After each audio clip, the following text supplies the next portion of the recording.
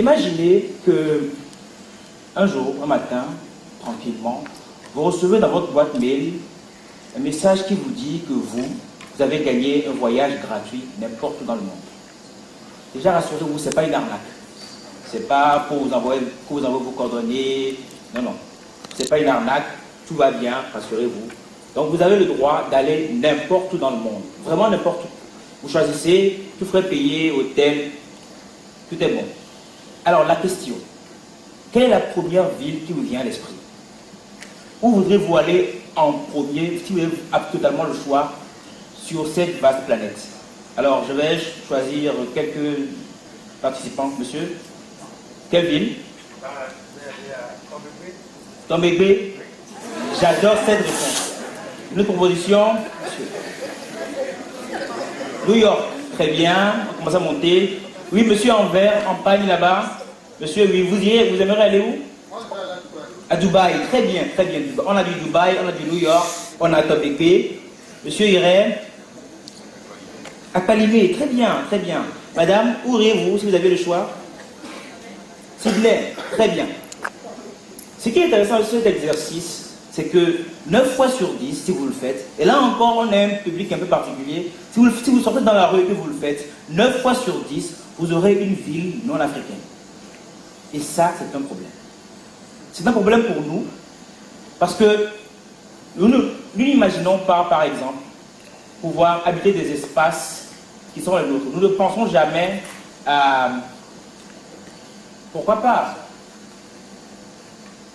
Abidjan, ou Tombégbé, ou encore Palimé, ou encore, je penserais à Sainte-Technique et moi.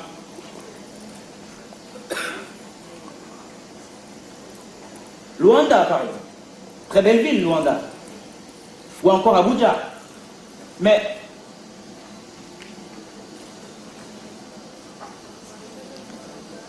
bon, ensemble. Très belle ville. Pourquoi pas Abuja? Et donc, cette réalité fait que nous sommes confrontés à des paradoxes assez saisissants. Et qui montrent par exemple que l'Africain moyen vit dans un espace qui n'est pas le sien. Il ne vit pas en Afrique. Nous semblons vivre dans une sorte de prolongement de l'Europe, de l'Occident ou encore des États-Unis. Nous pensons à USA, New York, Toronto, Dubaï par exemple. Nous ne vivons pas mentalement en Afrique. Ou plutôt, l'Afrique ne vit pas en nous. Pour le dire autrement, c'est comme si dans le texte, nous tous, nous avions les valises à la main. Nous sommes sur le tarmac, prêts à déguerpir à n'importe quel moment. À la moindre occasion, nous sommes prêts à partir. Le problème que ça pose, c'est qu'on ne peut pas créer de la prospérité sur une terre qu'on veut quitter. Ça, vous avez vu. Ça n'existe pas. Il n'existe pas d'exemple dans l'histoire où on crée de la richesse, du bien-être et du bonheur sur une terre qu'on veut fuir. Où est-ce qu'on a vu ça? Alors, les paradoxes auxquels cela nous amène, c'est ceux-là. C'est aussi le fait, par exemple, que là où tous les grands pays, toutes les grandes puissances du monde travaillent à élargir leur cadre d'existence, le cadre de vie, leur domaine d'influence, nous, en Afrique, nous avons encore des espaces émiettés. Togo, Bénin, Ghana, Côte d'Ivoire, Nigeria, Congo. Même s'il est immense, le Congo, ça reste un espace émietté sur un continent qui est gigantesque.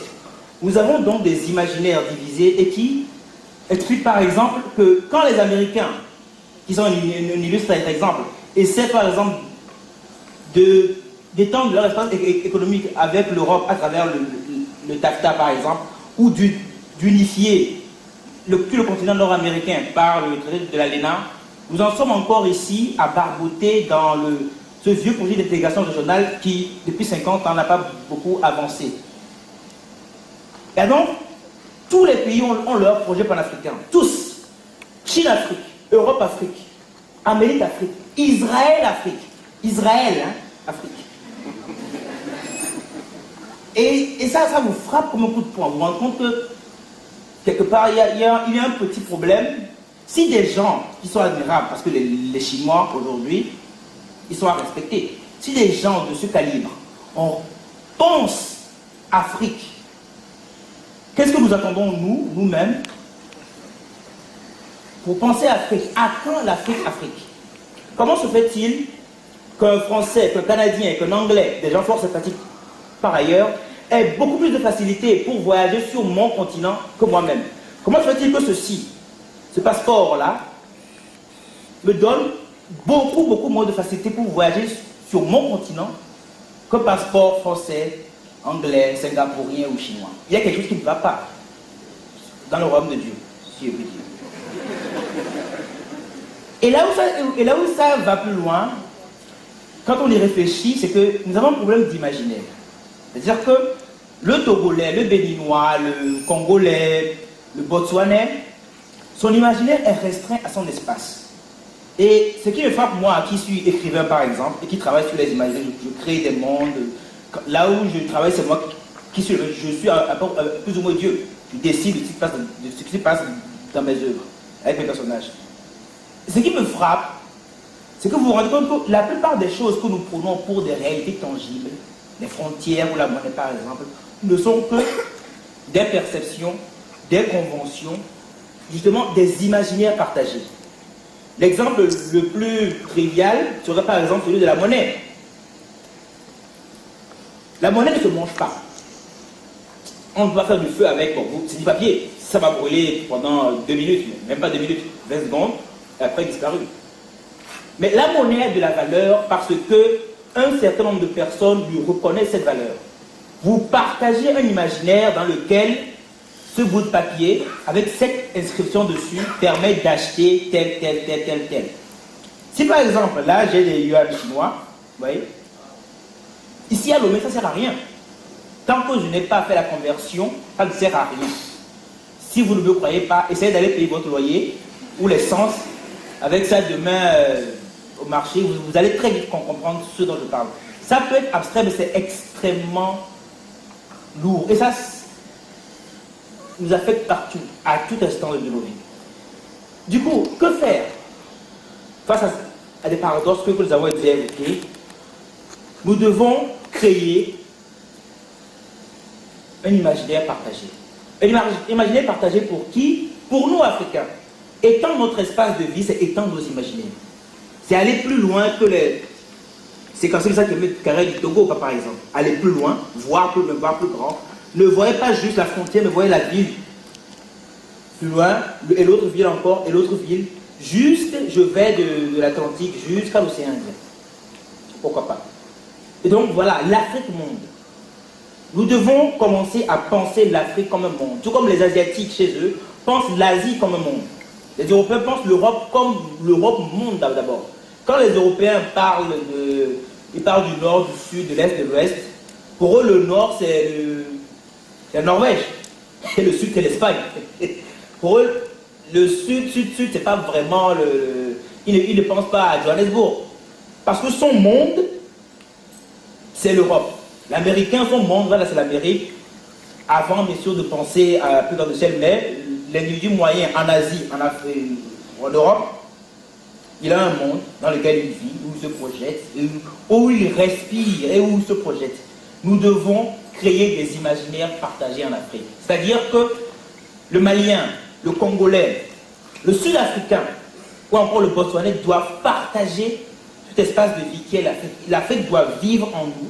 Et quand nous nous projetons, nous ne devons pas en premier voir New York ou Paris, mais Windhoek, Jobourg ou Tunis. Ouais. Et c'est ça l'objectif pour demain. Étendons nos horizons. Quand vous étendez vos horizons, vous étendez vos possibilités. Pour l'entrepreneur, par exemple, ou le businessman, qui est bloqué dans un, disons, que les choses, les affaires ne vont pas bien lever. Il me manque des ingénieurs, des architectes, il me manque tel. Mais pas besoin d'aller à Paris pour ça. Est-ce que tu es sûr d'avoir cherché sur ce foutu continent s'il n'y a pas quelqu'un, quelque part, qui a cette compétence? Tu es sûr que le fer que tu fais venir de Chine à prix d'or tu ne peux pas le faire venir de 100 km plus loin, mais sur ton propre continent. En es-tu sûr? Étendons nos horizons, nous verrons que beaucoup de choses que nous pensons des limites ou des problèmes n'existent pas en réalité. Nous devons briser les frontières pour, justement, comme le dirait quelqu'un qui m'a précédé, abattre les murs pour créer les ponts. Il ne s'agit pas uniquement, ce n'est pas to think out of the box, change the box. Nous devons changer le cadre mental dans lequel nous projetons notre espace. C'est très abstrait, mais en même temps, vous voyez, c'est dans la vie de tous les jours. Changeons de cadre. Et là, je vais vous proposer, pour illustrer un peu mon propos, un petit exercice. Je vais vous demander de fermer les yeux. Rassurez-vous, ce n'est pas une arnaque, je ne vais pas vous hypnotiser, prendre votre argent. Alors, imaginez que vous êtes un pays africain, n'importe lequel. Vous êtes un pays africain. Si vous êtes ici, des Togolais rêvent de changer de nationalité, faites-vous plaisir, prenez n'importe quel pays. Donc, vous êtes un pays africain. Imaginez vos frontières, les contours, les pays qui vous entourent, voilà, vous l'avez en tête. Maintenant, imaginez que ces frontières s'étendent. Vous grossissez de partout. Nord, sud, est, ouest, vous vous élargissez, encore et encore. 100 km, 200 km, 300 km, 1000 km. D'un côté, vous touchez l'Atlantique, vous vous arrêtez. De l'autre, vous touchez l'océan Indien, vous vous arrêtez. Vous descendez aussi sud. Vous remplissez cet espace. Vous ouvrez les yeux. La question, qu'avez-vous ressenti? Que ressentez-vous quand vous sentez cet espace? Que ce soit le Togo, la Côte d'Ivoire, je ne sais pas quel pays vous êtes représenté, mais que ressentez-vous quand cet espace s'élargit et s'étend jusqu'à toucher la mer de quatre côtés? Gardez ça pour vous. Je sais ce que je ressens quand moi je le fais. Je pense que l'expérience vous en vaut le coup. Et ça, c'est chez nous. Bienvenue chez vous. Ça, c'est l'Afrique. Et l'Afrique, c'est quoi? Tu y mets des États-Unis, de la Chine, de l'Inde, de l'Europe de l'Ouest, de l'Europe de l'Est. Vous voyez, ça, c'est l'Angleterre qui est dans Madagascar. Tu mets tout ça, et il y a encore assez de place pour mettre quoi? Peut-être une dizaine de Togo, je crois, dans les blancs. Ça, chers amis, c'est chez nous. C'est notre espace. C'est l'Afrique. Ce n'est pas une prison. Si ça, c'est une prison, je crois que tout le monde rêverait d'avoir une prison qui fait 30 millions de kilomètres carrés et qui a du soleil tout le temps, de la verdure, de l'eau. Nous vivons dans un paradis et il est grand temps que nous en rendions compte. Nous avons de la place, de l'espace, nous avons du peuple, nous avons des gens. Il est temps que nous faisions un peu honneur à ça, cette merveille que Dieu nous a offerte gratuitement. Alors, la vision qui va nous guider à partir de là, c'est quoi? Elle est double. Pensez non seulement en termes de continent, ce qu'on appelle la continentalité, c'est-à-dire que pensez l'Afrique, pas le Togo ou le Bénin ou je ne sais quel autre pays post-colonial, mais l'Afrique comme un vaste espace de circulation où on respire, où on est libre de bouger. C'est-à-dire que je vais de Dakar à Luanda, à Nouakchott, à Malabo, à Kampala. Je vais saluer le président Mugabe qui maintenant est à la retraite et qui nous fera juste des blagues sur WhatsApp. Je vais saluer tous ces gens chez moi, parce que ça c'est chez moi. Et en second, l'insularité. C'est-à-dire que nous devons, autant nous sommes ouverts de l'extérieur, autant nous devons être pas totalement fermés, mais en tout cas plus ou moins fermés sur l'extérieur. Parce que il est dangereux, et ça beaucoup de pays l'ont compris, de faire trop de libre-échangisme, de trop d'entrisme, quand on ne maîtrise pas encore son intérieur. Nourrissons notre intérieur, renforçons-nous, et le reste viendra après. Alors, pour finir, j'aimerais vous parler un peu de vision du monde et de comment on se représente le monde, comment des choses aussi anodines, comme passeport, ou qu'une carte, par exemple, peuvent dire beaucoup de choses. Ça, vous avez la production de Mercator. Vous connaissez toute cette carte. C'est le monde, on voit le nord, le sud, l'est, l'ouest, les 5 continents et tout ça. Ça, c'est la production de Mercator. On voit l'Afrique tranquille. Elle est là. Je pense que nous connaissons presque tous cette carte. Et si je vous disais que cette carte était fausse? La production de Mercator a été produite par les Occidentaux pour des besoins de navigation. Ils ont fait un très beau travail. Et ils ont fait un très beau travail pour eux. Mercator a tendance à pour augmenter la taille des pays qui sont aux extrêmes et à réduire la taille des pays qui sont proches de l'équateur. Ce qui donne des étrangetés comme ça, où on a presque l'impression que le Groenland, qui est tout blanc tout en haut, a quasiment la taille de l'Afrique. Ça m'a toujours frappé, surtout quand j'étais à l'école. Je me dis, mais ce Groenland peut être immense. Hein? Alors qu'en réalité, là, vous avez en vert la carte des pays avec leur taille en proportion. Vous pouvez voir la différence. Je pense que quand quelqu'un a ça, comme on met les choses à l'endroit, ça c'est le monde à l'endroit, mais on peut faire encore mieux. Ça c'est le monde, ça c'est l'Afrique, qui est au centre, et ça c'est notre vision à nous. D'ailleurs, soit du temps passant, où sont les pays du Sud d'ailleurs? Vous avez votre réponse.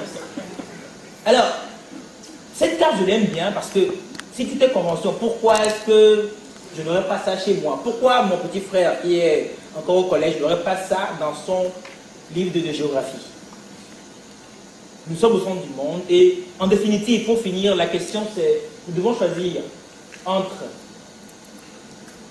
ça et ça. Quelle vision du monde préférez-vous? Je sais ce que je préfère, chers amis, réinventons l'Afrique.